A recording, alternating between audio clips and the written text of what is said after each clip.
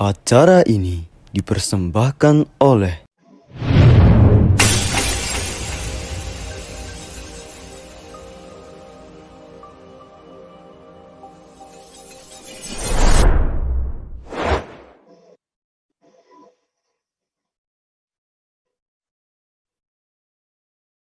apa ya, tentang percintaan, tentang kemudian bahkan ya yang terjadi itu sampai dia hampir ya mau bunuh diri gara-gara putus cinta ya. Nah, hal semacam ini menjadi PR orang tua ya, agar apa? Agar putra-putrinya itu tidak ya terpengaruh oleh gaya hidup yang mungkin kebarat-baratan. Salah satunya adalah pacaran, kemudian hidup hedonis dan lain sebagainya. Nah, nanti insya Allah kita akan berbincang-bincang lebih dalam lagi ya bersama ahlinya, yaitu Ustadz Nopri Hermani ya. Insya Allah sepertinya sudah ada hadir ya. Kita sapa dulu. Assalamualaikum Ustadz. Waalaikumsalam warahmatullahi wabarakatuh. Masya Allah ya. Sehat Ustadz? Alhamdulillah sehat Alhamdulillah. walafiat. Baik, dan mari teman-teman sekalian, sebelum kita mulai ya, kita buka terlebih dahulu dengan baca bismillah. Bismillahirrahmanirrahim. Semoga apa yang kita upayakan siang ini ya membawa keberkahan, kelancaran dan bermanfaat buat kehidupan kita insya Allah. Nah, hari ini sudah hadir guru kita Ustadz Nopriyadi ya yang akan sharing ya kaitannya dengan mungkin parenting remaja ya atau problematika remaja yang hari ini ya lagi di blow up media secara besar-besarannya.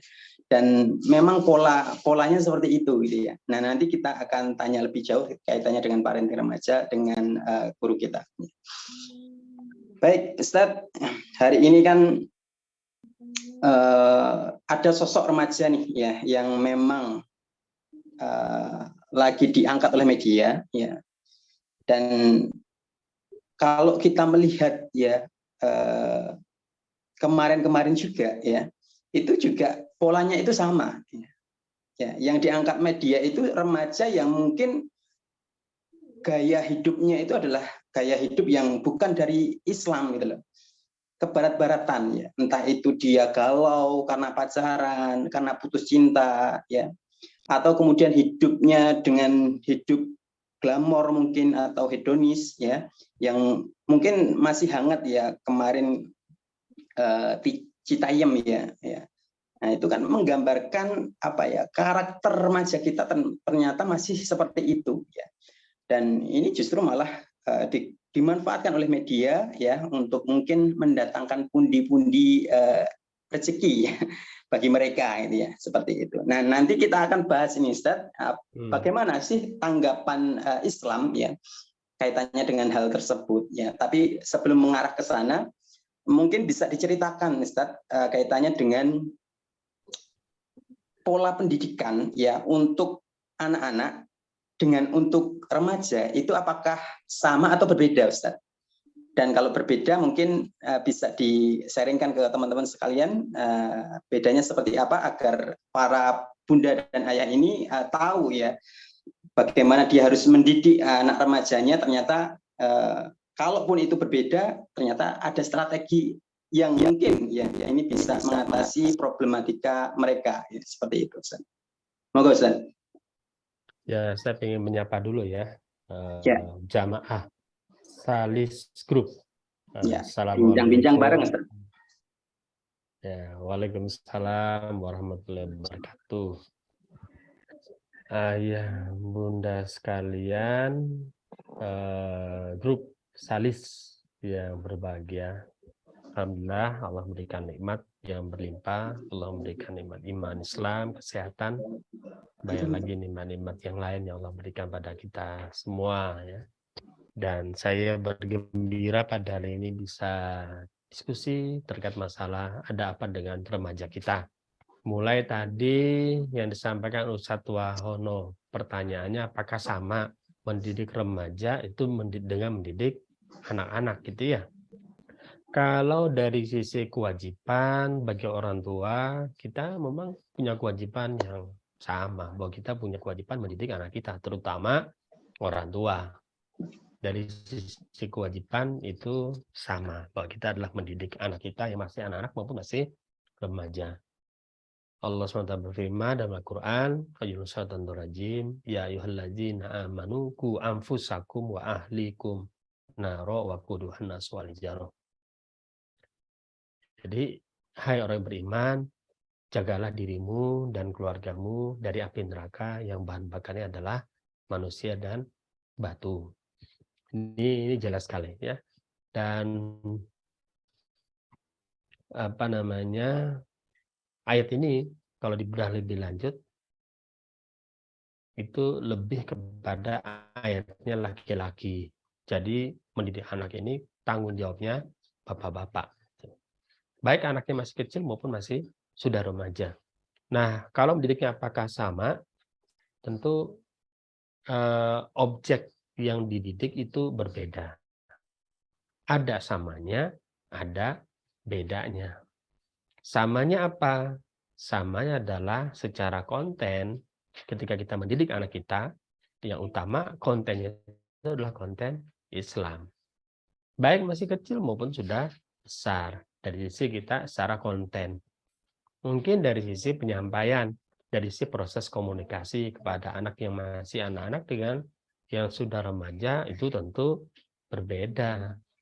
Kalau anak-anak masih kecil, ya sebelum usia tamyiz misalnya, mereka sebelum balik gitu, itu mereka melihat sosok orang tua, terutama di usia-usia awal, itu sosok yang harus ditiru. Jadi Allah sudah mendesain kepada anak-anak untuk mencontoh orang tuanya. Nah ini harus disadari oleh seorang tua. Tapi ketika anak itu sudah mulai beranjak dewasa, sudah mulai sempurna kemanusiaannya dari aspek akalnya, dari aspek kebutuhannya, ya, maka itu nanti akan berbeda. Jadi misalkan kalau anak kita masih kecil, mereka tidak memiliki kalau di hadapan orang tuanya tidak begitu memiliki namanya mekanisme pertahanan diri atau ghorizatul baqa. Belum gitu besar. Tapi kalau sudah anaknya remaja, itu mekanisme pertahanan dirinya atau ghorizatul baqanya itu sudah mulai besar. Nah, sehingga ketika orang tua itu nanti berkomunikasi, menyentuh mekanisme pertahanan dirinya, misalnya memarahi, mengucapkan kata-kata yang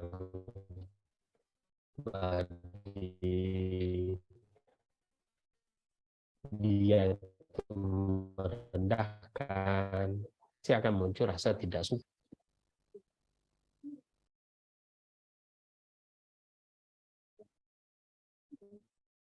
Ini putus ya? Barusan nge-freeze, sudah normal kembali, Ustaz. Nge-freeze, oke.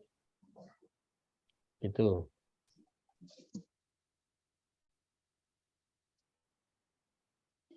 Baik, artinya berbeda ya, Ustaz, untuk pola parenting atau pola asuh ya untuk anak-anak yang mungkin belum terkategori remaja dan yang sudah terkategori remaja ya. Itu perbedaan yang mungkin yang perlu diperhatikan orang tua apa ini, Ustaz? Ya, yang perlu kita garis bawahi ya agar Jadi begini prinsipnya ya. Memang tidak ada rumus bakunya. Antara satu remaja dengan remaja lain saja juga itu berbeda. Oh ya. Anak satu anak yang lain itu juga berbeda. Nah, tapi saya ingin buat sebuah garis besar tadi bahwa anak-anak usia-usia di awal itu masih menganggap orang tua itu sebagai panutan.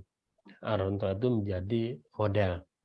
Dan relatif mereka nurut sebenarnya kepada orang tuanya.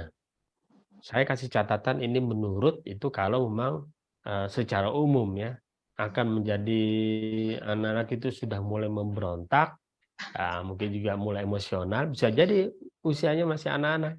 Itu kalau mau orang tuanya mentuning dia untuk menjadi orang yang keras, kan. Nah, kalau remaja tadi, remaja itu secara umum yang namanya remaja itu sudah ada perubahan fisik yang dialami oleh remaja ketika dia menjadi anak-anak.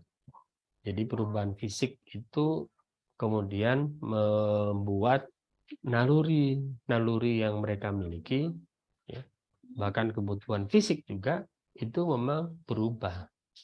Yang tadinya anak-anak misalkan tidak punya naluri seksual, udah remaja udah muncul itu naluri seksualnya. Tadinya anak-anak mungkin tidak begitu memiliki naluri mempertahankan diri yang kuat, besar, gitu. Tidak mudah tersinggung, gitu. Tapi kalau sudah mulai remaja, naluri pertahanan dirinya sudah mulai besar. Keakuannya sudah mulai besar. Bahkan juga makannya saja kan beda. Ya. Makannya remaja, coba lihat. 2 piring, 3 piring misalnya. Nah, beda yang anak-anak. Gitu. Nah, kalau anak pada objeknya itu memang berbeda, maka komunikasi dengan anak kecil dengan orang remaja itu berbeda. Yang dalam Islam sebenarnya posisi remaja itu, ya, itu berarti aslinya kan sudah akil balik nih, ya, usia 15-an tahun. Itu usia sebenarnya dalam Islam itu usia orang dewasa, bukan usia anak-anak lagi. Sehingga ketika kita memperlakukan mereka, mendidik mereka, itu mendidik orang dewasa sebenarnya, mengasuh orang dewasa. Ya, dia sudah sempurna akalnya. Dia sudah bisa membedakan yang baik dan buruk sebenarnya. Usia-usia seperti itu. Nah, maka kalau berkomunikasi dengan anak dengan remaja itu tentu dibedakan dengan remaja. Nah, tapi tergantung remajanya lagi. Ya, tergantung remajanya. Tapi secara umum kepada remaja kita perhatikanlah. Komunikasi sifatnya tidak satu arah, tapi komunikasi sifatnya 2 arah. Jadi mereka mulai diperhatikan apa keinginannya, apa pendapatnya, apa keinginannya, disampaikan bagaimana seharusnya dalam Islam, bagaimana yang sebaiknya itu terjadi dialog, ya, kepada lima. Nanti konten, nah sekali lagi konten yang kita didik kepada anak kita. Gitu, Ustaz Ono. Baik, artinya orang tua juga harus pintar-pintar ya meraba ya apakah anak saya ini sudah waktunya ya dikasih parenting yang demikian atau kemudian ini masih terkategori anak-anak ya memang orang tua memang harus pintar-pintar bisa membedakan dan mungkin yang paling tahu adalah orang tuanya ya Ustadz ya nggak mungkin kan orang lain gitu ya. Ya, Nah jadi kaitannya dengan seperti itu Ustadz ya. Kadangkala ya anak itu ketika beranjak remaja itu kadang dia ketika dinasehatin itu berbeda dengan ketika anak-anak yang jelas ya. Kadang orang tua itu sering mungkin melakukan kesalahan karena mungkin menasihati di depan umum ya itu kan bagi remaja sangat mungkin apa ya terpukul sekali ketika dia dinasihatin oleh orang tuanya dan itu di depan umum. Salah satu contoh ya problem ya yang mungkin masih dilakukan oleh orang tua ya dalam kesalahan mendidik remaja mungkin ya. Dan masih banyak lagi yang kadangkala justru ini menjadi bumerang ya bagi orang tua sehingga nasihatnya itu ditolak mentah-mentah itu loh oleh anaknya yang usianya masih remaja seperti itu. Dan kalau bisa dikatakan usia remaja itu kan ya apa ya kita sulit sekali untuk mengarahkan dia ya untuk menerima nasihat kita seperti itu. Kadang seperti itu, ada remaja seperti itu ya. Nah, mungkin bisa dijelaskan Ustadz apa yang dilakukan oleh orang tua yang sudah menerapkan pola asuh yang salah mungkin ya ke anak remaja kita ya. Contoh misalnya hari ini ketika mereka ya mendiamkan anak ya dengan gadgetnya, mendiamkan anak dengan pergaulan yang mungkin tidak difilter ya, ini kan sebuah kesalahan ya. Nah, kalau menjadi orang tua yang sudah seperti itu bagaimana sikap orang tua tersebut untuk membenahi? Ya. Jadi begini, ini yang sering saya sampaikan ya, terutama pada orang tua yang mungkin merasa kewalahan mendidik anaknya. Kemudian biasanya orang tua itu ingin anaknya berubah. Nah, kalau ingin anaknya berubah, pertanyaan pertama saja yang harus kita jawab. Yang namanya berubah itu mudah apa susah? Kita sebagai orang tua saja, kita sebagai orang tua, mudah nggak kalau kita berubah? Susah kan? Berubah itu kan nggak mudah. Begitu juga kalau orang tuanya, kalau selama ini mendidik secara keliru, salah, mendidik anaknya sehingga anaknya jadi bermasalah, lalu ingin anaknya berubah, kira-kira mengubah diri itu mudah apa susah? Susah kan? Susah. Apalagi si anak misalnya melihat sosok orang tuanya, ini orang tua yang memang jauh dari ideal. Orang tua antara perkataan dengan perbuatan beda. Orang tua yang tidak memiliki integritas. Orang tua yang tidak layak untuk didengar. Kalau sudah seperti itu, jangan harap orang tua itu bisa mengubah anaknya. Tapi kita kan ingin berubah, ya kan? Kita ingin kan mengubah anaknya. Nah, jadi saya teringat ini ada dialog ya yang dilakukan oleh seorang bapak. Itu ketemu dengan Khalifah Umar bin Khattab. Dia datang baru bin Khattab mengadukan anaknya itu sudah durhaka pada dirinya. Nah, lalu kemudian Umar bin Khattab meminta ya ketemu anak itu, anaknya kemudian datang, kemudian Umar bin Khattab memarahi anak itu. Lalu anak itu bertanya, wahai Amrul Mukminin, apakah anak itu punya hak atas orang tuanya? Maka kemudian Umar bin Khattab mengatakan, ya anak punya hak. Apa haknya? 3 kata Amrul Mukminin. Pertama adalah memilihkan ibu yang baik. Yang kedua memberikan nama yang baik. Yang ketiga mengajarkan Al-Quran.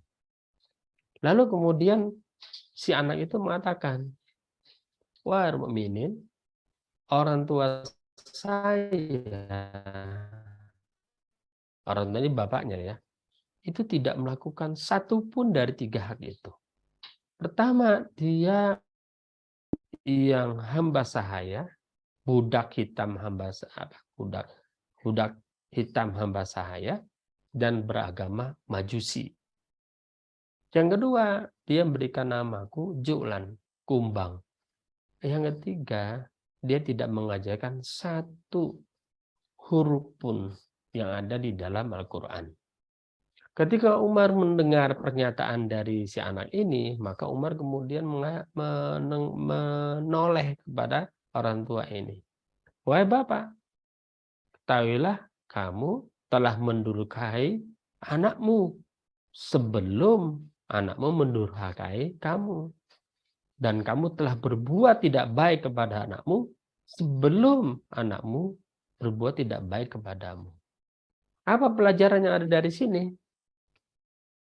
Pelajarannya dari sini adalah ya, kebanyakan anak-anak itu bermasalah itu karena orang tuanya. Jadi sebagaimana perkataan seorang ulama Ibnu Qayyim, beliau mengatakan ya, bagian besar masalah yang ada pada anak-anak itu dikarenakan orang tuanya. Orang tuanya. Dan kalau orang tua itu, kata Ibnu Qayyim, membiarkan anaknya, artinya tidak mendidik, tidak mengarahkan, ya, sehingga mereka bermasalah, maka itu merupakan kejahatan yang terbesar, kejahatan yang sangat besar yang dilakukan oleh orang tua. Nah, jadi kembali ke pertanyaan tadi, ya, kalau orang tuanya sudah salah nih mendidik anaknya, lalu kemudian berusaha membenahi anaknya, maka jawaban pertama adalah orang tuanya harus berbenah diri dulu. Nggak bisa tidak. Kalau kita pengen bersihkan lantai, sapunya harus bersih. Jadi orang tua itu harus menyadari kesalahannya. Ini saya ngomongnya kepada orang tua ya, bukan ngomong kepada anaknya. Kalau anak beda lagi ngomongnya, ya. Tapi ini kepada orang tua. Ya orang tuanya yang memang harus berbenah diri. Apa yang selama ini kesalahan yang telah dilakukan? Apa yang membuat anaknya menjadi seperti itu? Kenapa anaknya menjadi begitu keras? Kenapa anaknya tidak mau mendengar orang tuanya? Apa saja selama ini telah kita lakukan? Di listing itu satu-satu. Dan saya yakin memang banyak, ya, mungkin hampir sebagian besar problem anak-anak itu memang dimulai dari orang tuanya. Bukan tiba-tiba anaknya itu bermasalah, ya kan? Tapi orang tuanya. Nah, jadi bagaimana meluruskan anak? Yang pertama adalah orang tuanya harus berubah. Berubah gimana? Berubah jadi orang tua, ya, jadi orang tuanya harus memantaskan diri sebagai orang tua yang memiliki anak yang baik. Kan pingin anaknya baik, ya kan? Nah, orang tuanya memantaskan diri dulu sebagai orang tua yang memiliki anak yang baik. Nah, ini panjang nanti penjelasannya. Baru kemudian orang tua belajarlah ilmu komunikasi. Bagaimana komunikasi yang efektif, termasuk kepada anak. Gitu. Sehingga si orang tua, ya, kalau sudah mencoba membenahi diri, mulailah dia melakukan pendekatan kepada si anak dengan pendekatan yang terbaik. Ya, penuh dengan kesabaran. Ya, kalau ibarat barang nih, barang pecah belah, barang itu sudah dipecahkan sama orang tuanya. Sehingga untuk merangkai kembali itu butuh kesabaran, butuh kehati-hatian. Jangan fokus menyalahkan barangnya. Gitu. Ya, jangan fokus menyalahkan barangnya. Kalau fokus menyalahkan barangnya, itu problemnya dari kita ya. Ya. Atau mungkin cara yang paling cepat bisa juga mencari pihak ketiga. Jadi orang istilahnya? Orang lain yang mungkin bisa mendekati si anak itu. Yang kira-kira didengarkan oleh dia. Siapa? Mungkin pamannya, mungkin bibinya, mungkin tantenya. Orang lain yang kira-kira didengarkan oleh anak itu. Tapi sekali lagi, karena ini ngomong sama orang tua, fokusnya itu pada orang tua. Kitanya yang memang harus berubah. Dan ketahuilah bahwa berubah itu tidak mudah. Bukan hal yang mustahil. Maka belajarlah kita tentang perubahan, apa yang harus dirubah, bagaimana orang tua yang pantas untuk mendapatkan anak yang baik. Nah, itu. Orang tua yang soleh misalkan, orang tua yang penuh perhatian, orang tua yang mau mendengarkan, ya, orang tua yang tidak menang sendiri, itu. Nah, jadi memang ketika sudah siap nih orang tua, maka dia juga harus mengubah pendekatannya. Pendekatan teman lah. Jadi kalau anak itu sudah beranjak dewasa, dijadikan teman, diskusi, ya. Jangan mudah emosi. Karena kadang-kadang kita kebawa nih sebagai orang tua. Karena sudah sekian lama kita berkuasa di rumah, ya, anaknya sebagai rakyat jelata atau begitu, kemudian kita menjadi seorang diktator. Nah, ini terbawa, anaknya padahal bukan anak lagi, sudah dewasa. Nah, itu harus dirubah. Begitu, Ustaz Maulana. Masya Allah, ini menjadi PR penting ya, apalagi mungkin bagi ayah bunda yang mungkin masa lalunya agak gelap-gelap dikit lah ya. Kenapa? Karena memang ada kisah ya yang diceritakan oleh ulama salaf itu, ada seorang tua, bapak-bapak yang diseret anaknya itu ke jalanan ya. Bahkan mau menyeberang jalan ya, itu diseret kakinya gitu. Kemudian bapak ini ngomong ya, jangan nak, cukup sampai di sini. Lah kenapa? Lah dulu saya menyeret mbahmu itu sampai di sini gitu. Jadi ini semacam kayak mungkin kalau kita masa anak-anak dulu kita juga mungkin ada melakukan kesalahan terhadap orang tua, ternyata juga berefek ketika besar kita gitu ya. Nah, oleh karenanya tadi disampaikan oleh Ustadz Nopri untuk memperbaikinya gimana gitu loh. Yang jelas kalau kisah Umar tadi ya yang kita ambil poin adalah yang pertama mencarikan ibu yang baiknya. Ini kalau berarti kalau dapatnya sudah salah ini Ustaz, itu mau nambah nyarinya lagi atau memperbaiki yang aneh Ustaz?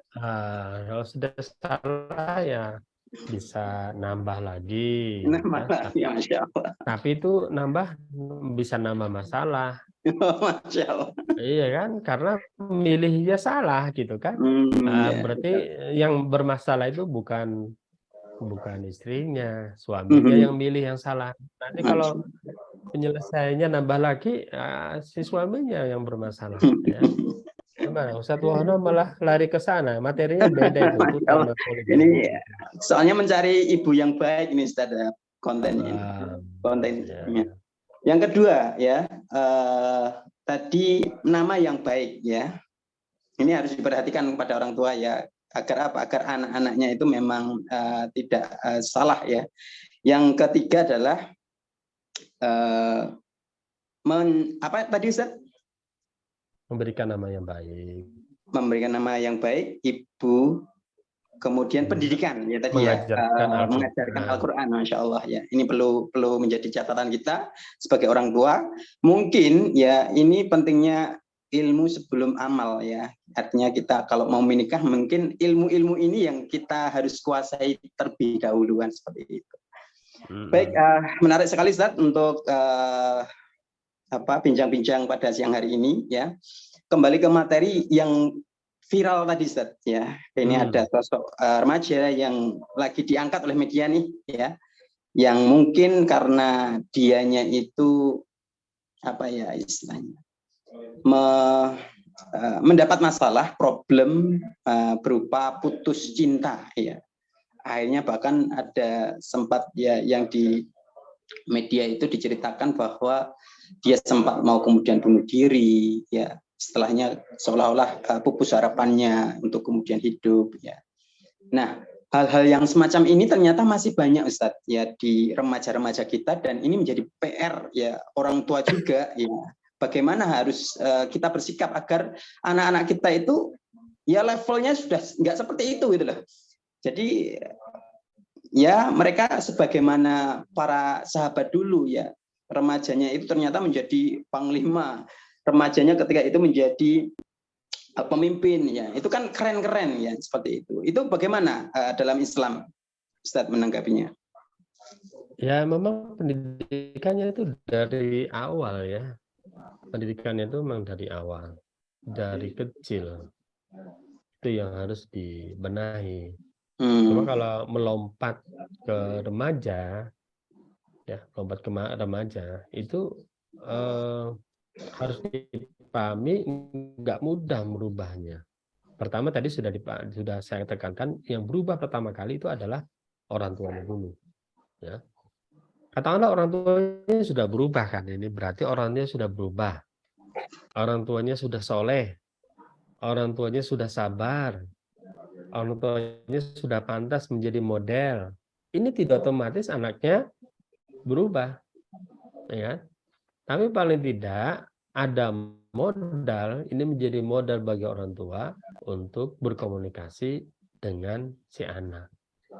Tanpa perubahan pada orang tua, tidak ada harapan. Nah, kalau sudah begitu, menghadapi si anak remaja ini, ya, kita memang memposisikannya sebagai orang dewasa. Sebagai orang dewasa. Yang pendekatannya itu adalah pendekatan sebagai teman, katakanlah begitu. Ya, sebagai teman, sebagai sahabat. Di mana sebagai sahabat ini dekat. Orang tua anak bisa diajak kalau istri saya itu kencan gitu. Atau persatu diajak pergi ngafe, diajak ngomong-ngomong gitu. Sharing itu ya. Sharing gitu. Lalu kemudian nanti treatmentnya akan beda-beda itu. Kalau anak itu sudah nyaman, dia akan cerita.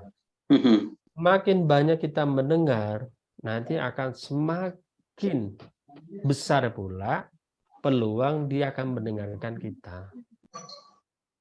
Ya, makin besar peluang mendengarkan kita. Nah, ketika kita dengarkan masalahnya, unek-uneknya, lalu kemudian kita kasih tanggapan. Tanggapannya sebaiknya jauhkan sikap menghakimi. Menghakimi itu maksudnya nunjuk-nunjuk anaknya. Oh, kamu gini. Ya kan? Jangan seperti itu. Tapi kalau itu perbuatannya memang yang dilakukan oleh si anak itu salah, memang itu harus disampaikan tentang kesalahannya, tapi bukan menunjuk. Jadi bisa ditanya, apa problemmu, apa masalahmu, tahukah bahwa itu bermasalah, tahu nggak itu satu yang salah. Ada aja ngomong gitu. Jangan-jangan dari faktor dari orang tuanya, Ustaz, ya, remaja tersebut Bisa melakukan jadi. kesalahan. Iya. Nah, maka memang si anak ini, kalau kita ingin secara komprehensif nanti perubahannya, sebagaimana perubahannya orang-orang dewasa, hijrah yang menjadi lebih baik, itu biasanya memang melalui kajian-kajian. Diajaklah si anaknya dalam kajian-kajian. Kajian-kajian yang bisa mencerahkan, ya, yang membuat mereka itu kajian yang bisa membuat mereka itu berubah. Bukan sekedar kajian asal diajak, ya. Kalau asal diajak nanti malah mungkin dia merasa tidak nyaman, ya kan? Malah suruh dengerin pergi ke masjid, temanya nggak menarik banget. Malah semakin dia menjadi nggak suka gitu. Tapi pastikan ada kajian-kajian yang itu menggugah perubahan pada si anak. Nah, nanti lebih jauh, ya, ini harus kita pahami bahwa berubahnya orang itu dimulai dari perubahan pola pikir, perubahan pemikiran. Nah, si remaja harus dimasukkan ke dalam proses perubahan pemikiran itu. Jadi kalau anak itu berubah pikirannya, maka insya Allah berubahlah perilakunya. Kalau berubah perilakunya, maka insya Allah berubahlah kebiasaannya. Kalau kebiasaannya berubah, nanti insya Allah nasibnya juga akan berubah. Begitu, sahabat. Baik, Masya Allah ya, banyak ilmu pada siang hari ini ya, di mana ternyata berbeda ya penyikapan kita terhadap anak kita, entah itu kemudian usia yang masih kecil ya maupun remaja, itu memang harus dibedakan. Tadi kalau kata beliau tadi, kita kalau ketika menjumpai anak kita sudah kemudian tumbuh remaja ya, itu kita membiasakan diri untuk menjadi teman dia ya, bukan menjadi sosok mungkin yang apa ya istilahnya, ditakuti di apa-apa, tapi kita membersamai dia sebagai sahabat, sebagai teman, agar apa? Agar mungkin problem mereka itu bisa sharing ke kita ya, ke orang tua ya, dan sehingga kita bisa mengarahkan seperti itu. Masya Allah ya, ini ilmu baru bagi kita ya, kita coba kita praktekkan nih ya di kehidupan nyata kita ya, dengan remaja kita, apakah sudah menjadi sahabat untuk anak kita ya, seperti itu. Baik, bagi teman-teman yang mungkin ada problem atau pertanyaan, bisa ditanyakan di kolom chat ya, atau kemudian raise hand ya. Nanti insya Allah Ustadz Nofri akan menjawabnya ya. Sinambi menunggu dari pertanyaan dari teman-teman. Terakhir Ustadz, untuk pertanyaan dari kami kaitannya dengan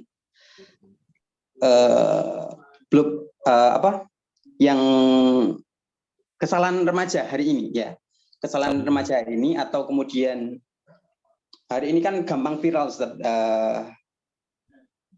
dunia remaja ya, yang bahkan yang diviralkan hari ini adalah efek putus cinta ya, efek putus cinta menjadi bucin ya, budak cinta ya. Nah, ini seolah-olah ada yang blow up besar-besaran Ustaz ya. Ini apakah ini kepentingan siapa, dan memang adakah ya kelompok atau orang yang ingin membawa generasi bangsa kita itu ke arah ya hidupnya ke barat-baratan lah ya, pola hidupnya hedonis ya, kemudian terbiasa dengan pacaran atau yang lainnya ya. Itu yang di blow up media seperti itu Ustaz. Apakah benar Ustaz seperti itu? Dan kalaupun benar ya, itu bagaimana solusinya Ustaz? Ya, media itu akan mengekspos sesuatu yang punya nilai komersil, Mhm. ya. Jadi kalau mereka memblow up itu remaja viral, remaja yang bermasalah, karena memang ada pertimbangan komersil tadi. Saya tidak tahu persis ya yang dimaksud, apakah mungkin salah satu cuplikan di TikTok atau di mana itu ada kayaknya ada remaja yang kurang cerdas kalau begitu ya, atau lambat apa waktu itu menyebut siapa orang saudara saya yang paling tua itu ya, apa itu ya ini maksud? Siapa orang tua yang paling apa saudara saya yang paling tua, bapak saya gitu Bapak kan? saya. Siapa? Oh ya kakek saya itu ya mungkin dimaksudnya. Ya, mungkin. Nah, itu memang punya nilai viral, apa, punya nilai komersil aja sebenarnya. Itu sesuatu yang kalau diviralkan akan menghasilkan uang. Nah, ini bisnis media ya secara umum. Dan kenyataannya memang yang lucu-lucu itu, yang kontroversi itu memang yang apa dalam algoritma media sosial itu nanti akan lebih sering muncul ya di apa namanya di beranda-beranda sosial media kita. Semakin dia dilihat, maka itu akan semakin bertambah mungkin bobotnya untuk lebih banyak tampil gitu. Nah, sehingga itu menjadi viral. Nah, kalau yang soleh-soleh ya, itu enggak semua orang itu punya gambaran. Jadi tidak punya gimana sih yang namanya orang soleh itu apa sih yang menarik ya dari orang soleh untuk itu si pihak media mungkin juga nggak ngerti itu gimana sih yang namanya soleh itu yang perlu diangkat. Nggak ada nilai lucunya mungkin, ya.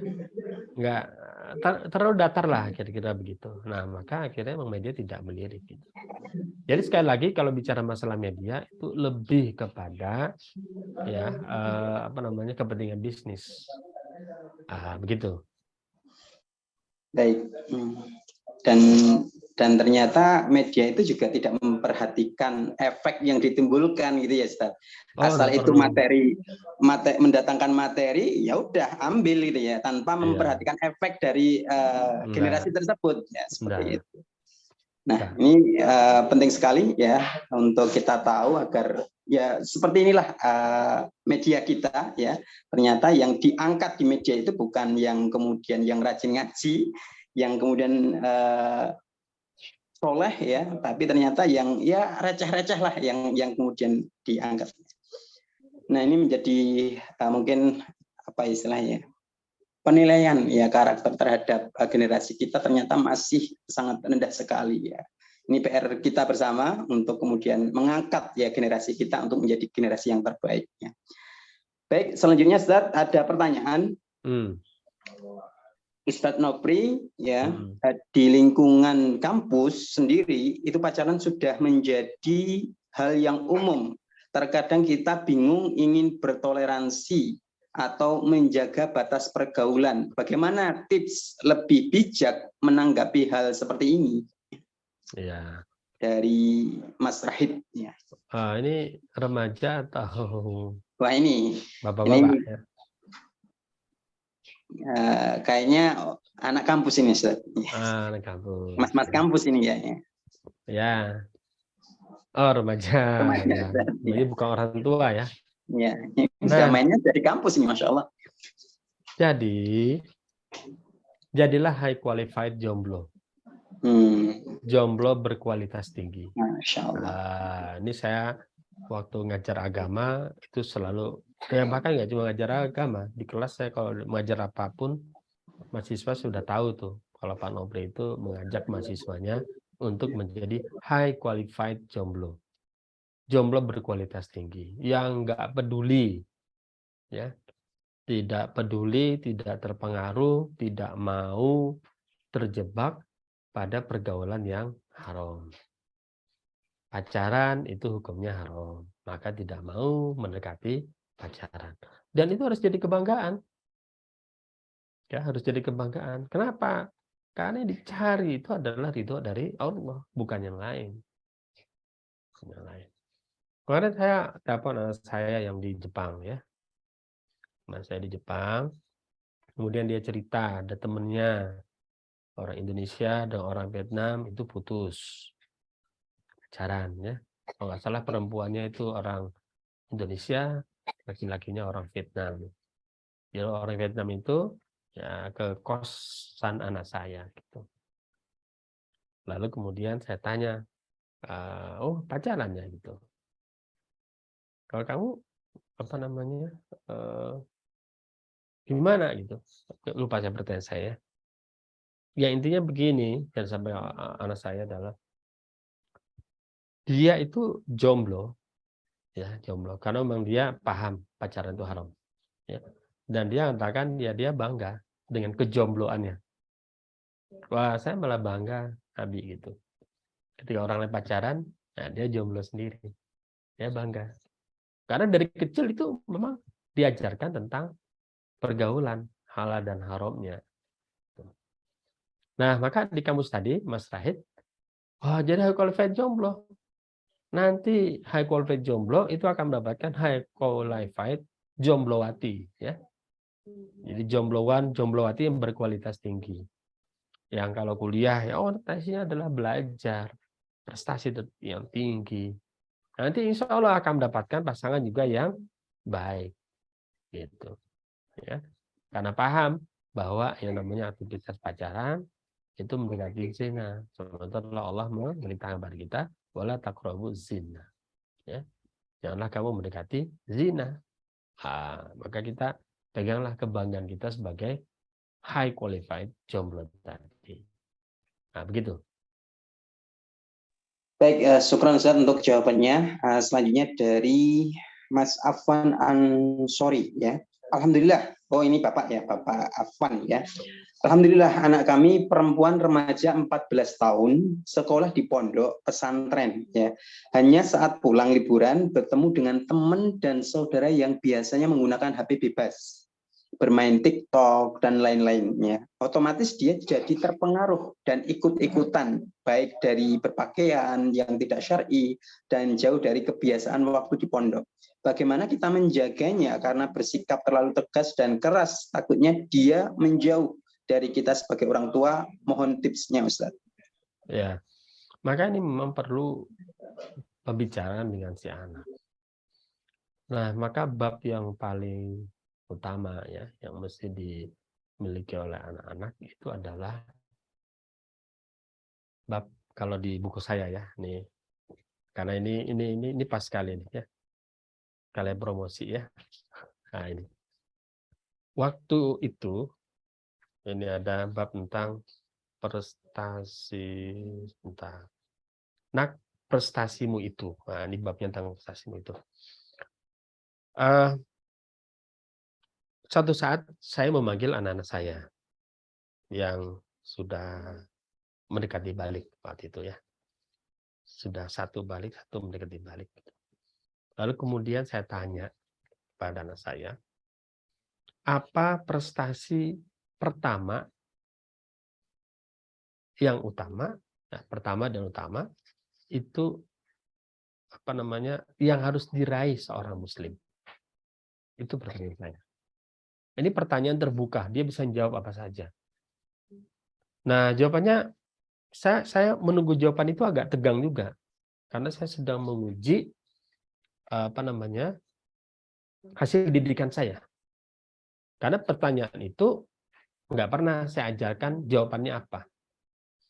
Maka satu persatu menjawab begini, menjadi anak soleh, memiliki kepribadian Islam, ya. Jawabannya itu menyenangkan, ya. Jawabannya itu bukan prestasi apa namanya lomba, prestasi sekolah, bukan, tapi prestasi itu sebagai anak soleh memiliki kepribadian Islam.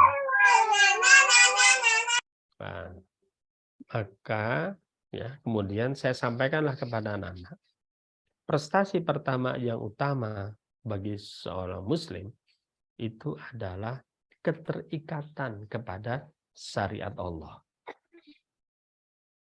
Jadi kalau dia sudah balik, dia kemudian terikat dengan Islam, dia merasa harus perbuatan sesuai Islam. Ini berarti prestasi pertama yang mereka miliki. Karena kalau sudah siap balik, dia sudah kalau istilah kami keluarga itu argo, pahala dan dosanya sudah mulai jalan. Jadi si anak itu harus paham, jangan sampai nanti akumulasi dosanya itu bertambah. Tapi akumulasi pahalanya itulah yang harus bertambah, bukan akumulasi dosanya. Ini menyangkut masalah standar. Nah, jadi standar Islam itu harus harus dimiliki oleh anak kita. Ya. Ini ibaratnya konsep utamanya. Jadi menghadapi anak seperti apapun yang harus kita pastikan, yang harus kita goalkan itu adalah anak memiliki standar Islam ketika mereka berperilaku, ketika mereka beraktivitas. Kalau itu tidak sesuai dengan Islam, maka dia akan meninggalkan. Ketika sesuai Islam, maka dia akan lakukan. Nah, kalau anak pondok, tidak otomatis memang standar itu tertanam. Ya, dan itu bisa dipahami, ya, karena memang nggak mudah menangani banyak santri, santriwan, santriwati itu nggak mudah. Apalagi kalau di pondok itu tidak tahu standar sikap yang harus dimiliki oleh anak. Kebanyakan ya pondok itu mungkin dia akan membiasakan kebiasaan yang baik, ya, sehingga anak-anak itu bahkan juga para remaja dia akan berperilaku baik sesuai dengan norma yang ada di pesantren itu. Tapi ketika mereka sudah keluar dari pesantren itu, mereka malah seperti apa ya?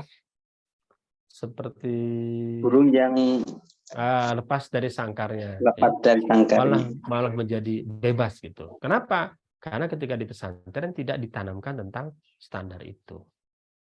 Nah, sehingga kembali kepada kasus anak tadi, maka memang kalau anak itu mudah sekali terpengaruh, ini berarti menyangkut masalah standar. Usia anaknya mungkin sudah usia remaja ya, maka memang perlu hati-hati. Sekali lagi, kuncinya itu adalah komunikasi. Kunci komunikasi. Ada momen, ya ini orang tua mestinya yang tahu ya, ada momen di mana si anak misalkan mudah untuk diberikan masukan dengan cara yang sudah kita atur, ya, apa yang kita sampaikan kepada anak kita itu. Jangan sampai anaknya lagi asik misalkan ya terhadap sesuatu, dia tidak konsentrasi untuk mendengarkan, kita berikan nasihat. Nah, ini salah kaprah nanti anaknya menjadi malah antipati. Maka diajak aja anak, ibu ingin aja ngomong-ngomong nih, kita pergi kemana, kafe mana yang kamu suka. Nah, ingin makan apa gitu. Nanti kalau sudah makan, sudah nanti ibu ngomong ya gitu. Mulailah gitu. Disampaikanlah gitu. Ya, disampaikan mana yang pantas. Maka pendekatan yang baiknya adalah standar. Ya, pendekatan standar itu standarkan kepada anak kita. Karena kalau standar itu tidak kepegang, udah bermasalah itu anak. Dia akan mudah memang ketemu dengan teman-temannya, mudah menyesuaikan. Pondok itu bisa hilang gitu.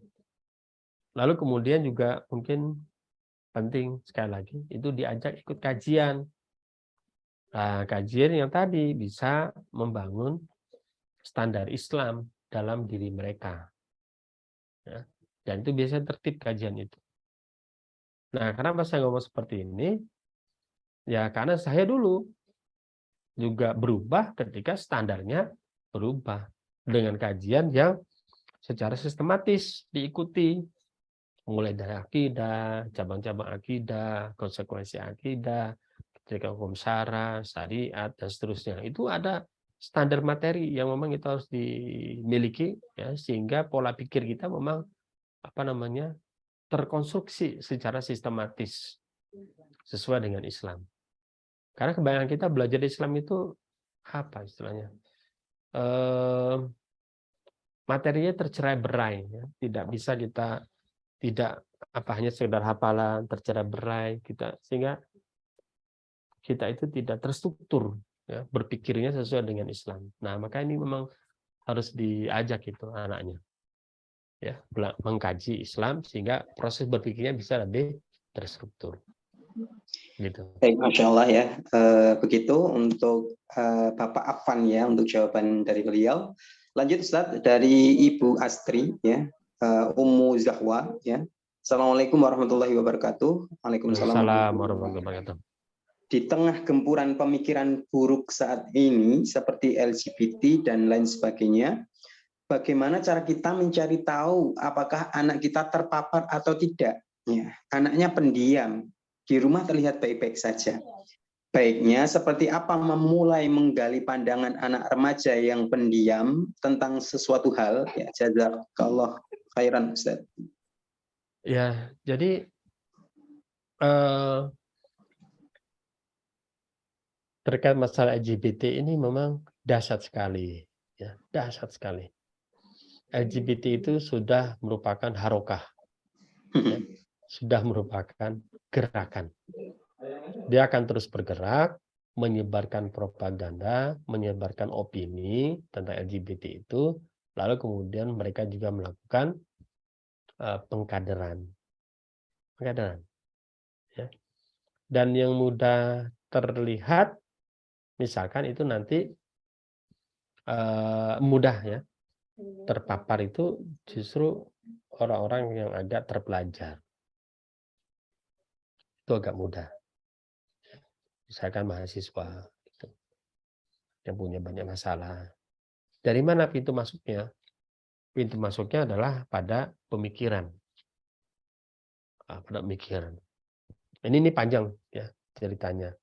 Jadi saya memang dapat informasi dari teman yang dia salah satu pejabat di kampus besar di Jawa Timur. Nah, dia cerita karena dia pejabat menangani mahasiswa. Dia cerita, waduh ternyata itu memang sudah sangat besar gerakan itu. Nah, dia cerita bagaimana proses penyebarannya. Ya, penyebarannya itu melalui pemikiran. Pemikirannya dirusak. Pemikiran tentang kebebasan, pemikiran tentang hak, ya, pemikiran tentang hak asasi manusia. Bahwa manusia itu bebas melakukan apa saja selama tidak mengganggu orang lain. Ya, termasuk masalah LGBT. Nah, kalau sudah pemikiran itu kena, maka kemudian akan dikasih pengalaman. Biasanya anak-anak LGBT ini mereka lebih perhatian, bahkan lebih empatik. Kalau laki-laki dan wanita yang empatik kan perempuan ya. Lebih empatik, bisa merasakan perasaan orang lain. Nah, perilaku LGBT ini walaupun di laki-laki dia lebih empatik dibandingkan perempuan. Lebih perhatian. Sehingga orang yang ngobrol dengan LGBT ini merasa nyaman. Nah, kalau sudah seperti itu, nanti secara emosional itu dekat, langkah berikutnya adalah secara seksual. Nah, ini saya tidak cerita karena tadi ada remaja di sini ya. Masya Allah. Kalau forumnya orang dewasa semua, saya ceritakan bagaimana penularannya, ya, masuk akalnya. Tapi karena ada remaja ya, udah usahlah sampai di situ saja ya. Nah, lalu kemudian untuk anak-anak remaja, kabarnya juga ya, saya mau tidak mengikuti. Tapi saya dapat informasi dari anak-anak muda lah gitu ya, yang tahu tentang K-pop, anime, hal-hal yang digantungin oleh remaja kita. Konon katanya, karena saya bukan pengamat, gitu ya, belum mengamati gitu. Jadi saya tidak mengamati pergerakan ini, cuma tahu dari informasi. Pengamati itu harusnya nonton K-pop-nya, lihat gitu, apa sih K-pop ini, ya, tahu faktanya secara detail. Nah, katanya memang ada konten-konten yang sangat propaganda mungkin sangat tipis, ya, tentang LGBT itu. Walau ya, apakah karena tampilannya laki perempuan itu agak mirip-mirip mungkin, mirip-mirip kan. Sehingga tanpa sadar, ya, yang namanya anak remaja ketika dia melihat apa namanya anime atau mungkin nonton K-pop, lalu kemudian itu terkotori, ya, terkotori pikirannya sehingga si anak ini nanti dalam tahap berikutnya mereka lebih mudah apa namanya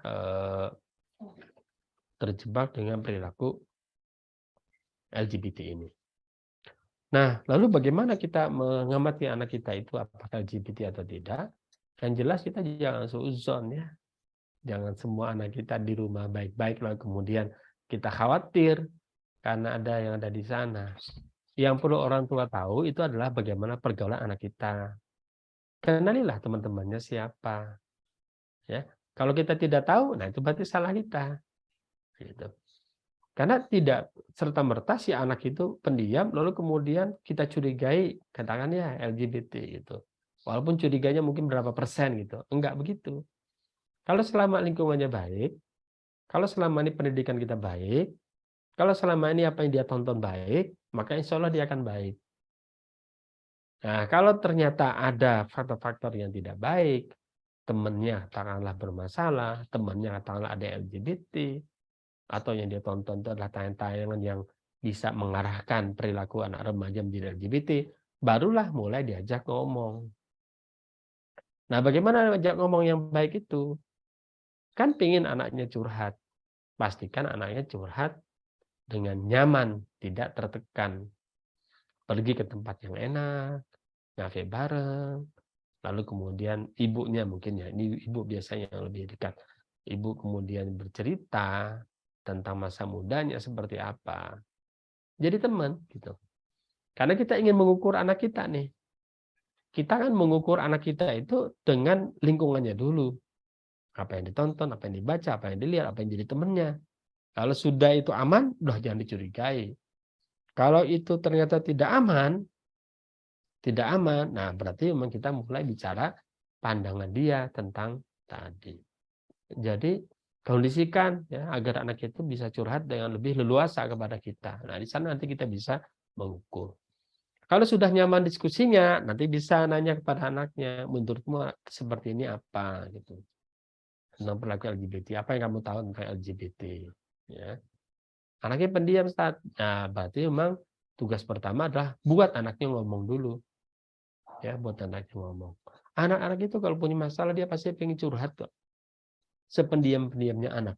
Kecuali selama ini orang tuanya memang menutup diri untuk menjadi penampung ya, masalah bagi anak. Kan sering orang tua nggak mau dengerin tuh, ya, karena sibuk lah karena ini. Sehingga anak-anak belajar dari situ. Karena anak-anak juga tidak mau ditolak. Kalau selama ini orang tua itu sering menolak dalam artian tidak mendengar anaknya, nanti anaknya akan tertutup. Dia akan cari teman yang lain. Nah, celaka kalau teman yang lainnya adalah LGBT tadi. Maka orang tua memang harus menjadi tempat pertama, tempat curhat yang aman dan nyaman bagi anak-anaknya. Nah, begitu. Mudah-mudahan Baik, bisa. Masya Allah ya. Itu jawabannya untuk Ibu Astri ya, kaitannya dengan pemikiran buruk, ya kaitannya dengan seperti LGBT dan lain sebagainya. Baik, ini ada yang resen, Bapak atau Ibu Ismail, silakan, kami persilakan. Terima kasih atas kesempatan yang diberikan oleh moderator. Assalamualaikum warahmatullahi wabarakatuh. Waalaikumsalam warahmatullahi wabarakatuh. Mohon maaf Ustadz, sini saya ingin bertanya bagaimana kita menyikapi banyak anak muda yang tahu bahwa pacaran itu haram, maka mereka membuat istilah pacaran menjadi pacaran Islami, syar'i, dan juga istilah komitmen dengan alasan agar lebih semangat dalam beribadah. Terus yang kedua, pertanyaan yang kedua Ustadz, dan bagaimana pendapat Ustadz menanggapi orang tua yang membiarkan anaknya menonton sinetron yang ada di televisi tentang percintaan, padahal itu secara tidak sadar merusak karakter anaknya. Mungkin itu saja pertanyaan dari saya Ustadz. Ya. Saya kembalikan. Assalamualaikum warahmatullahi wabarakatuh. Waalaikumsalam warahmatullahi wabarakatuh. Dari saya jawab ya, dari zaman saya kuliah dulu itu udah ada tuh mahasiswa yang membuat pacaran Islami. Gitu. Nah, ini kan biasanya didorong ya, di-endorse oleh mahasiswa-mahasiswa, aktivis-aktivis katakanlah begitu, Islam. Tapi Islamnya pas-pasan secara pemahaman. semangat keislamannya tuh ada gitu. Tapi mereka tidak tahu bagaimana menyikapi gejolak yang ada dalam diri mereka. Mereka tertarik terhadap lawan jenis, mereka ingin berpasangan. Nah, itu kan naluri sebenarnya. Naluri ya.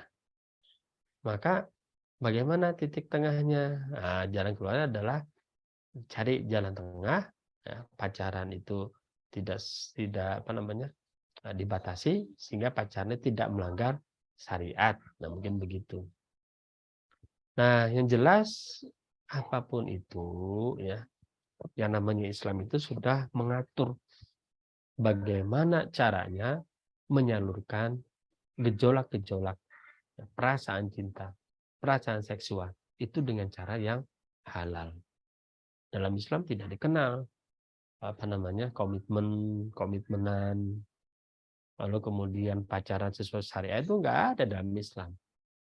Dalam Islam itu sederhana. Kalau sudah siap menikah, tinggal ta'aruf, ya, cari apa targetnya dulu, ya bisa nanya ke orang tua, bisa nanya ke ustadznya, atau mungkin juga kepada teman, ya kan? Lalu kalau ada target dinilai baik, ta'aruflah untuk mengkonfirmasi ini memang baik. Ini ingin menikah. Nah, kalau sudah ta'aruf, nanti khitbah, dilamar. Setelah khitbah, baru kemudian menikah. Sederhana. Prosesnya bisa cepat sekali. Saya dulu dengan istri cuma berapa minggu itu. Bahkan memutuskan khitbah itu cuma tidak sampai berapa jam itu. Ya, nggak ada pakai perasaan-perasaan. Nanti perasaan tumbuhnya itu belakangan. Jadi menikah itu atau mengkhitbah itu tanpa ada perasaan.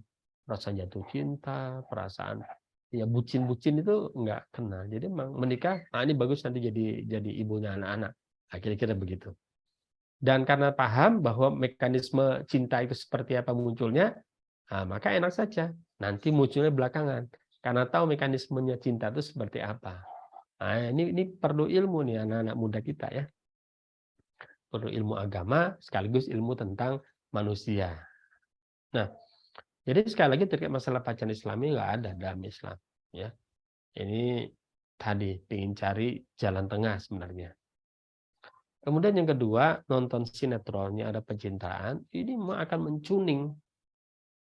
Ya, akan mencuning tersetel karena begitu pikirannya, karena itu akan jadi contoh. Apalagi dilihat di TV itu mungkin wah yang pacaran yang satu cantik, yang satu ganteng. Tidak cuma satu, tapi ada banyak yang berpacaran. Lah, nanti itu dianggap sebagai norma yang normal bagi anak muda. Tentu orang tua seperti ini yang membiarkan anaknya menonton atau bahkan mungkin memfasilitasi, ini orang tua yang tidak paham atau orang tua tidak bertanggung jawab. Ya, bertanggung jawab. Nah, seharusnya tayang-tayang seperti itu nggak ada di rumah, nggak ditonton. Masih terlalu banyak tayang-tayang berkualitas tinggi. Kita kan ingin punya anak nih yang berkualitas tinggi. Nah, maka yang ditonton itu juga ada tontonan yang berkualitas tinggi, bukan tontonan seperti tadi. Nah, mudah-mudahan bisa menjawab ya pertanyaannya. Baik, Masya Allah itu ya untuk jawabannya untuk Mas siapa tadi Iswan ya, Masya Allah. Selanjutnya pertanyaan dari Ibu Dwi ya, bagaimana pandangan Ustadz apakah mendidik anak itu akan berhasil dengan satu orang tua saja, misalkan ortu sudah bercerai atau meninggal atau sakit ya dan lain sebagainya, lebih di kondisi sistem saat ini, matur nuwun ya. Sebaiknya ya, kalau bisa memilih nih, kalau bisa milih, itu si anak dibesarkan oleh ayah dan bundanya lengkap. Karena anak itu butuh paham sosok laki-laki, butuh paham sosok perempuan. Ya. Kalau dia anak perempuan, dia tahu dia punya jiwa feminim lah, kira-kira begitu. Dan dia memahami laki-laki. Kalau anak laki-laki, dia jiwanya maco, tapi memahami juga perempuan. Maka harus ada dua sosok ini tadi. Bagaimana kalau LDR, apalagi LDR-nya ketemunya lama sekali, setahun cuma sekali, ya, itu pun cuma 1-2 hari. Itu sangat tidak ideal bagi si anak. Maka saran saya cari cara agar tidak LDR. Sementara mencari cara mungkin belum ketemu, si anak harus punya sosok laki-laki yang ada di rumah.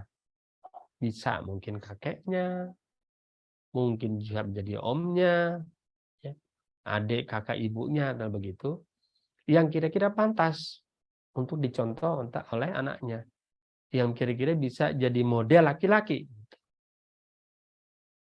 Ini butuh sekali, karena mereka anak-anak akan belajar bagaimana misalkan terkait masalah ketegasan, terutama di proses berpikir, ya. Secara umum laki-laki itu kan berpikir lebih logis, tapi tidak selalu, ya, tidak selalu. Nah, jadi dia secara umum dia akan lihat sosok laki-laki gitu. Dan itu sangat dibutuhkan. Kalau sudah bercerai, ini memang sesuatu yang tidak bisa dihindari. Ya, mudah-mudahan kalau anaknya juga masih kecil, bundanya itu juga masih muda, ya mungkin menikah lagi, itu jalan yang terbaik. Ya, agar si anak ini punya sosok, ya menikahi laki-laki yang soleh, nah begitu. Nah, sehingga si anak punya model. Karena kalau mendidik anak sendiri, wah berat sekali memang. Ya, berat. Butuh tim. Ya, terlebih tadi kondisi kita pada hari ini yang banyak bermasalah. Nah, itu butuh tim. Nah, tim yang paling dekat itu adalah ayah, ya, suami, ayah dari si anak itu. Nah, kira-kira begitu. Mudah-mudahan bisa menjawabnya. Baik, Masya Allah. Jazakallah Ustaz untuk jawabannya. Selanjutnya dari Ibu Nur Laila, ya. Ini menjadi pertanyaan terakhir untuk kita jawab dan nanti dimohonkan untuk closing statement-nya, Ustaz. Ya. Iya. Oh, masih ada yang lain ya, Masya Allah. Assalamualaikum Pak Ustadz. Ya. Saya mempunyai anak umur 17 tahun. Kalau dinasihati atau diingatkan untuk sholat tepat waktu itu susah banget. Sedangkan kita orang tua sudah memberikan contoh yang baik dengan sholat tepat waktu. Dan kalau suruh jamaah ke masjid selalu ada aja alasannya. Bagaimana menyikapi atau menasihatinya, Ustadz? Terima kasih. Ya, pertama memang ini anak udah 17 tahun ya. Sudah kena taklif hukum. Jadi sholat itu harus merupakan kewajiban. Anak harus paham terkait ini. Ya. Kalau anak itu susah, mungkin susahnya saya berasumsi di sini ya. Susah itu dia melakukan sholat, cuma memang mungkin selalu terlambat karena begitu. Terkesan menomor kesekian kan, ya yang namanya sholat. Maka saran saya kalau bapaknya ada, ketika ke masjid diajak aja langsung action. Pertama diajak ngomong dulu ya, jadi dikasih tahu. Nanti kalau sholat asar, ini sebentar lagi kan asar ya, itu kamu sholat sama bapakmu ya, gitu. To the point. Nah, sembari itu dipahamkan juga kenapa sholat di masjid itu dilakukan, apa keutamaannya, apa pahala, itu harus disampaikan. Jadi secara kognitif dia harus paham si anak itu. Nah, lalu kemudian tadi ya langsung aja diajak gitu. Kalau nggak mau si anaknya, nah ini memang pertanyaan sebelumnya ya mungkin sudah agak terlambat ya, maka harus dipahamkan, dirubah pola pikirnya. Ya, mungkin bisa jadi ya dipahamkan ya, mungkin dipaksa itu dalam artian harus sangat berhati-hati.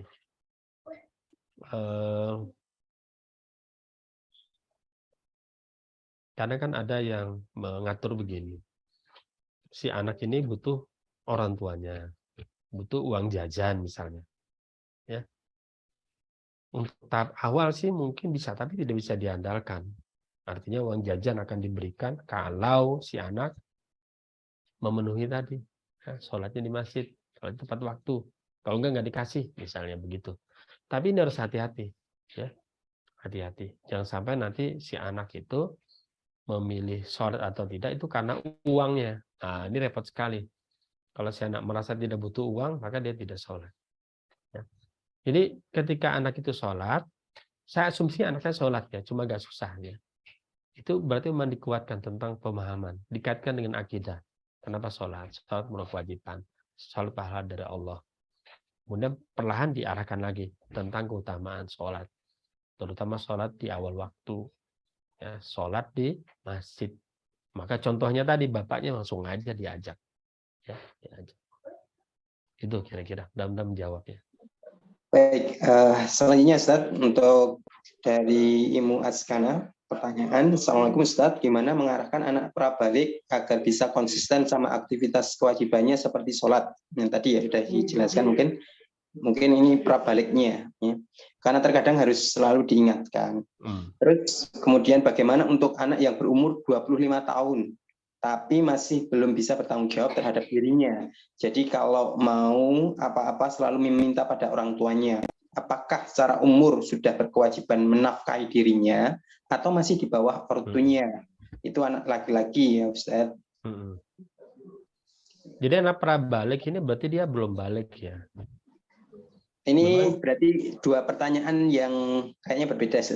Ya, yang pertama prabalik, yang kedua ini 25 tahun. Ya, saya jawab yang 25 tahun dulu. 25 tahun itu bukan anak lagi tuh, itu orang dewasa. Yang dia sudah punya kewajiban menafkahi dirinya sendiri. Kalau orang tuanya menafkahi dia, yaitu infak saja, ya, sedekah pada anaknya. Jadi memang kalau orang tua itu membantu orang lain, mau gitu, apalagi anak sendiri. 25 tahun itu dibantu saja. Nah, tapi si anak harus dipahamkan bahwa dia mulai bertanggung jawab terhadap dirinya sendiri. Catatannya, ini adalah anak laki-laki, bukan anak perempuan. Kalau anak perempuan, sebelum dia menikah, itu akan ditanggung sama bapaknya. Kalau menikah, dia ditanggung sama suaminya. Tapi kalau anak laki-laki, maka 25 tahun itu sudah jadi laki-laki yang mandiri.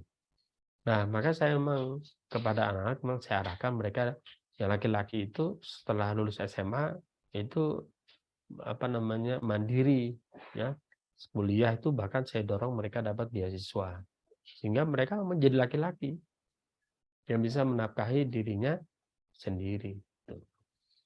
Nah, dan ketika si anak 5 tahun ini dia harus dipahamkan, dia harus mandiri. Ketika dia bergantung pada orang tuanya, mungkin sifatnya kasih pekerjaan saja pada anaknya itu.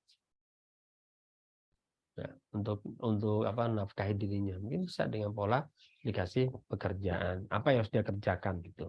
Sebagai imbalannya, ya dia diberi uang jajan atau begitu. Ya, jajan.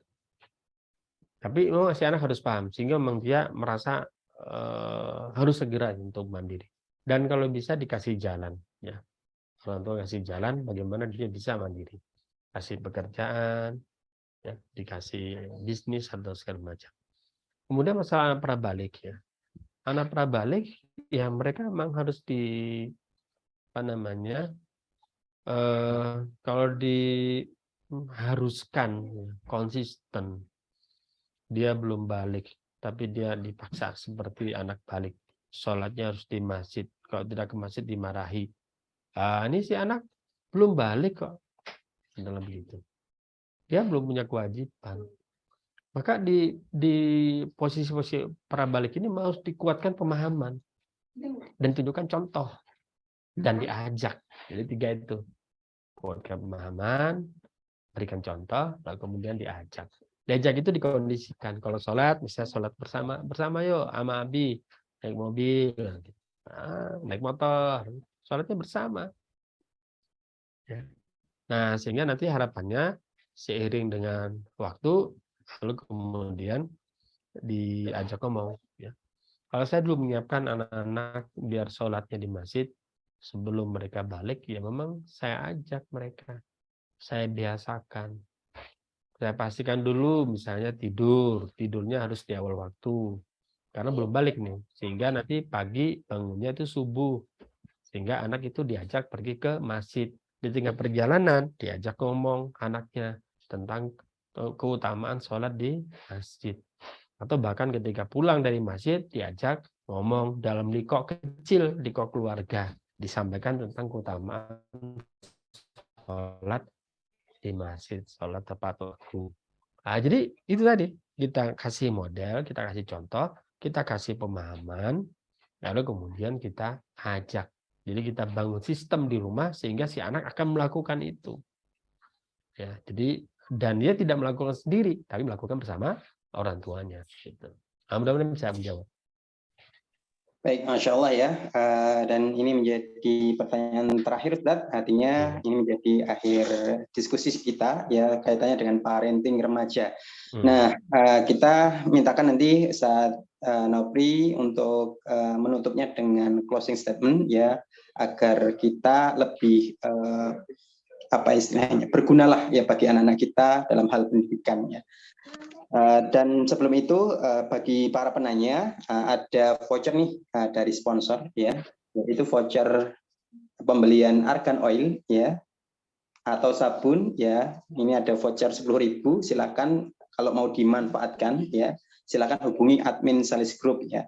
Dan bagi teman-teman ibu-ibu yang mungkin ya butuh pekerjaan tambahan ya, selain mendidik anak yang harus stay di rumah juga ya, itu bisa bisnis online, bisa gabung bersinergi dengan Salis Group ya, dan nanti akan insya Allah diberikan produk yang berkualitas, bimbingan online, dan kemudian bimbingan muamalah dari pakar, dan insya Allah ini bukan MLM insya Allah. Baik, begitu Ustadz, kita mintakan closing statement sebagai penutup acara siang hari ini. Moga silakan Ustadz. Oke, Ibu dan sekalian dirahmati Allah, pada hari ini kita hidup dalam sebuah kehidupan, dalam sebuah peradaban yang semakin menjauhkan anak-anak itu dari kesolehan. Anak yang lahir pada hari ini, kemudian dia dibiarkan berinteraksi dengan lingkungannya, maka kemungkinan besar itu akan menjadi anak yang bermasalah. Menjadi anak yang bermasalah pada hari ini itu lebih mudah dibandingkan menjadi anak yang baik. Jadi defaultnya, kalau anak itu bermasalah, itu normal pada hari ini. Kenapa? Karena sistemnya memang mencetak anak yang bermasalah. Nah, maka dari itulah agar anak kita tidak menjadi anak yang bermasalah sebagaimana kebanyakan, maka perlu penanganan khusus, penanganan istimewa. Dari siapa? Dari orang tuanya. Nah, maka dari itulah di sini ya Bunda sekalian, mari kita pantaskan diri kita untuk memiliki anak yang baik. Jadi orang tua yang pantas memiliki anak yang baik. Itu berarti menuntut ya perubahan pada diri kita menjadi orang tua yang soleh, soleha, menjadi orang tua yang paham tentang psikologi anaknya, menjadi orang tua yang tahu bagaimana berkomunikasi yang baik dengan anaknya, menjadi orang tua yang bisa diandalkan oleh anaknya, yang mampu membimbing mereka untuk menapaki kehidupan di masa depan. Nah, maka dari itu tidak kurang-kurang saya selalu menyerukan kepada para bunda, mari kita terus belajar tanpa henti. Kita nggak pernah sekolah untuk menjadi orang tua, maka hampir dipastikan kita tidak punya kemampuan yang cukup untuk menjadi orang tua. Nah, maka dari itulah hari kita belajar, dan bahkan sampai hari ini pun saya masih belajar. Nah, sampai sekarang pun saya masih belajar tentang psikologi perkembangan. Saya merasa terlambat karena saking banyak yang dipelajari, baru sekarang itu pelajari psikologi perkembangan, terutama perkembangan anak-anak, perkembangan bayi, kemudian masa kanak-kanak, besok nanti masa remaja, dan seterusnya. Apa saja sih ya apa saja yang menjadi pembeda tadi antara anak-anak dengan remaja dan seterusnya. Agar apa? Agar kita efektif ketika kita bersama dengan anak-anak kita. Dan demikian, Ibunda sekalian yang bisa sampaikan, ya kurang lebih maaf. Assalamualaikum warahmatullahi wabarakatuh. Waalaikumsalam warahmatullahi wabarakatuh. Kita ucapkan jazakallah kepada Ustadz Nopri yang telah sharing pada siang hari ini, dan ilmunya Masya Allah ya, cukup luar biasa, dan semoga ini bisa menjadi pelajaran buat kita sebagai orang tua agar lebih lagi ya intens mendidik anak ya dengan cara-cara yang Islami ya. Amin. Dan semoga kita semuanya dapat diberi atau bermanfaat ya pertemuan kali ini ya, dan kita praktekkan keseharian kita insya Allah ya. Begitu Ustadz, dan jamaah sekalian, dari kami kurang lebihnya mohon maaf. Kita tutup dengan baca hamdalah dan kafaratul majelis. Alhamdulillahirobbilalamin. Ya, wassalamualaikum warahmatullahi wabarakatuh. Waalaikumsalam warahmatullahi wabarakatuh. Jazakumullah khairan.